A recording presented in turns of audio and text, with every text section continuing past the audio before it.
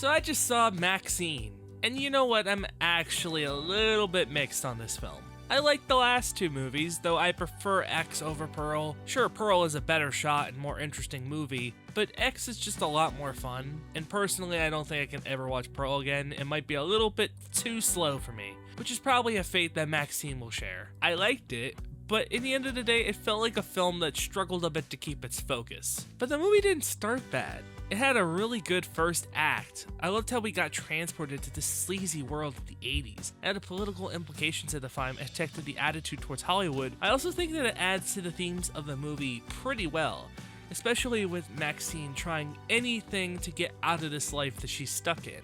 It also sets up this mystery about this killer pretty well. It's interesting, and I pretty much dig it. However, in the second act where this really starts to drag, especially when Kevin Bacon's character is introduced. I don't dislike his character, and he's pretty good in the movie, but many of his scenes play out way too similarly. He goes up to Maxxxine, says, "My boss knows what you did, and you need to work with me." She says no. I don't think the movie really escalates this conflict to a point where it's satisfying, so it just kind of makes the overall film drag. And then there's the third act, which is kind of a disaster.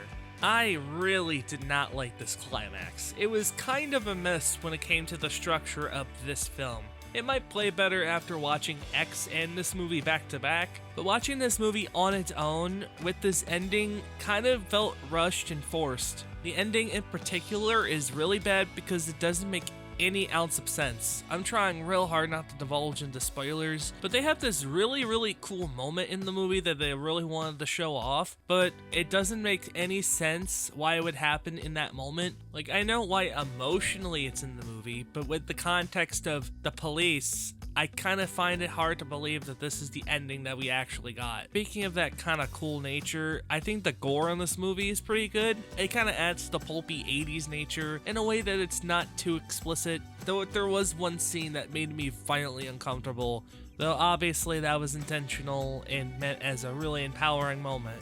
The entire cast does a really good job, with Mia Goth obviously being the standout as she's been for the entire trilogy, though if I have to be honest, she kind of peaks early in this one when it comes to her acting, but I think it's fine after watching Pearl. Please, Emma, stop! The best thing I can definitely say about this movie is that if you're in the right context and situation, it could be a fun time. Maybe if it was in a more energetic environment, it could have helped the movie, but in the end of the day, I still think this is the worst out of the three, and it's not even really close. I truly feel like it's kind of missing that raw emotion that the first two had. Comparing it to the poop stains that most of the horror movies have been this year is kind of enlightening. With that being said, I'm really excited to see Ty West and Mia Goth go on to new things. They both clearly have a lot of ideas, and I can't wait to see them realized. See you guys next time, boys.